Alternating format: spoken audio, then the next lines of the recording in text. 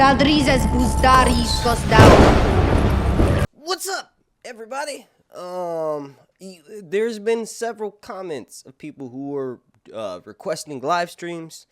So I decided to do a bit of a longer video today. I haven't done as many House of the Dragon videos this month, so that's going to be the topic.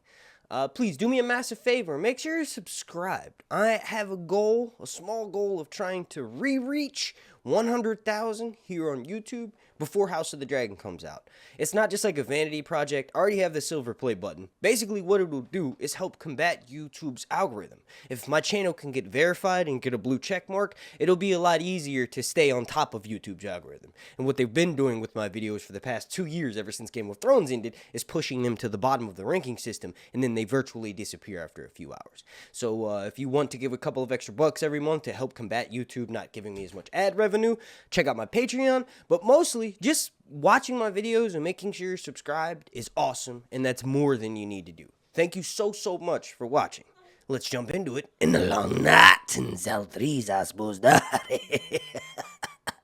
Ixos now.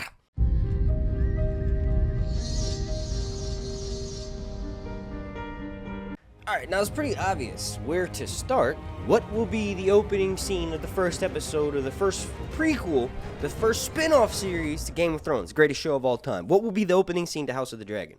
That's pretty easy. In my opinion, it's going to be dragons. Specifically, the shot in the trailer that we got, one of the few that we got of the second teaser of a dragon, Rhaenyra flying Syrax over King's Landing, that's going to be the opening scene. It's going to show the full layout of the city, how different it looks, 200 years before the events of the main series, and also, it really sets the tone and the pace that this series isn't about how one Targaryen brings back dragons and then tames the world and breaks the wheel in Westeros. It's about how every Targaryen at this time is riding a dragon and how they all died. We'll get to see Syrax, and it's amazing because, or in my opinion, it'll be amazing because Rhaenyra is the star of this show. Like Daenerys, Jon Snow, Arya, Breanne, Cersei, Jaime, Tyrion, those are the stars of Game of Thrones. But one of the main stars of House of the Dragon is, in fact, Rhaenyra. So if the opening scene is like 2 or 3 minutes of her flying around King's Landing, and then we get callbacks to the final episodes of Game of Thrones where Daenerys destroys the city, right? It'll be interesting to see, King's Landing, the Red Keep itself is still under construction. It looks like there's scaffolding and stuff on the outside of the actual castle. Now you gotta realize that, this is only 100 years or so, at least at the start of this story. Depending on exactly where they start, it looks like they'll be starting in like maybe 110, 115 AC, but jumping back and forth. We are going to see the Great Council at 101 AC, so I know at least we'll be starting around there. The timeline for the TV show is not going to be the exact same as for the books, because it'll make it easier for the show to tell a linear timeline if they sort of condense the events and things that happen around the same years. So don't look for an exact adaptation in that department.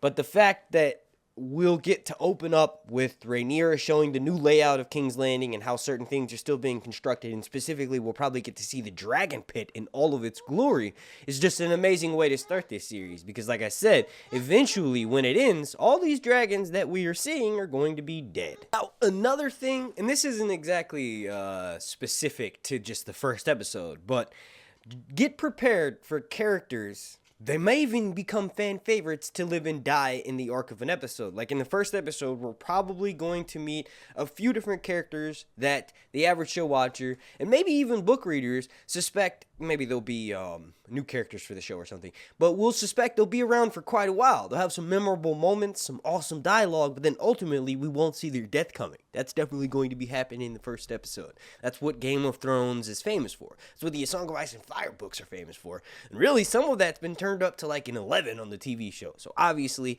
House of the Dragon has to continue that theme, and turning the deaths, destruction, and character arcs quickly, rather, beginning and ending quickly, will have to be turned up to like an 11 for this show. And I know 10 is like the max volume, but 11 like goes higher. And I know you could make 10 a little... Alright, now another thing that we'll most likely be seeing from this show in the first episode, and I know I kind of already touched on it, is the Great Council of 101 AC. King Jaehaerys doesn't actually attend this Great Council. We've seen clips of it from the teaser trailer at Harrenhal, right? But there's two interesting things at this time. One is that Jaehaerys is alive, like I just said, right? So we could actually see the old king. This dude was basically Ramses the Great of Westeros. He ruled for something like 60 years, and nothing has ever been as greatly accomplished as it was during his reign. So it'd be awesome to get to see the old King Jaehaerys. My vote is that Anthony Hopkins should play him, although I know that that's not going to be the case. And then another thing that we'll get to see that's exciting about the Great Council 101, they say the year specifically, Balerion the Black Dread is still alive, because this is where Viserys is chosen to wear the crown, right? This is where the great lords in Westeros vote for him. It's between him and Laenor, and he gets like double the amount of votes or something as Laenor. But even though Jaehaerys wasn't at the council, he's still alive, so I hope we get to see him. But also Balerion, because Viserys rides Balerion, and Paddy Considine never takes on another dragon again, because it's like, what kind of dragon would compare to the biggest dragon, most badass dragon of all time, right? But it would just be cool to get to see him. And then to get to see, for size comparison, some of the other dragons, right? Balerion is said to be bigger than Drogon and bigger than Vhagar, who was ridden by Visenya during the conquering of Westeros, and at first was ridden by Laena, Prince Daemon's wife, and eventually stolen, in quotations there, at Laena's death. Basically, Aemon sneaks out in the middle of the night, pushes Joffrey in a pile of poop, and then steals off on Vhagar, and Vhagar then opposes the Blacks. You guys all know how this story goes. I don't need to completely reiterate it, but it would be interesting if we get to see King Jaehaerys alive and Balerion the Black Dread alive, because that would just be amazing and a bonus for this series. And like, if we do eventually get stories told before this moment, maybe some of those actors can come back. And lastly, and this will be pretty rare for this series as a whole, is like the first episode will probably be the most peaceful in the entirety of the series. Mainly meaning because like I'm positive that the opening clip of the trailer where we see Boromund Baratheon and Corlys the Sea Snake and Rickon or Allard, right? Alucard, right? Dracula backwards, right? We see the Starks and all of the great houses of Westeros pledging fealty to Rhaenyra. So, in order for something like that to happen, the realm, the Seven Kingdoms, has to be pretty fudging peaceful. The main reason being is because how would you get all of them to convene under the same roof if it wasn't a relatively peaceful time? So that's what I'm talking about. That's what I'm getting at. This first episode is going to be a peaceful time, right? Viserys, because he was handed the reins by such a great king, his grandfather, King Jaehaerys, he was able to sort of just lay back and party for a lot of his reign. And I'm positive that that's going to be shown in the first episode, because obviously things are going to have to heat up quickly, right? By the end of this season, we're going to have the death of Prince Lucerys over Storm's End, right? That's how this season is going to end, so we have to sort of speed things along. And in the first episode, we'll see the most peace times. Like, we'll probably see seeds of events that are laid during times of peace that'll like pop up during wartime and come back and bite certain characters in the ass. But for the most part, this is going to be a pretty relaxing time during Westeros' history. Now, that's all really thanks to King Jaehaerys and then King Viserys being not that much of a controversial type of fellow, not having a thirst or an appetite for conquest and, trying to expand into Dorne. Right? It's mostly pretty peaceful.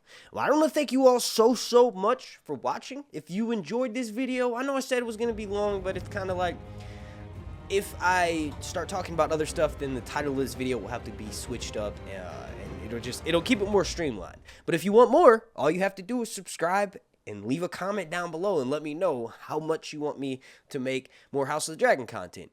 That sounded, I don't know. Thank you so much for watching. My name's Mark, and this has been Sir Hunt's Alone Night Reviews.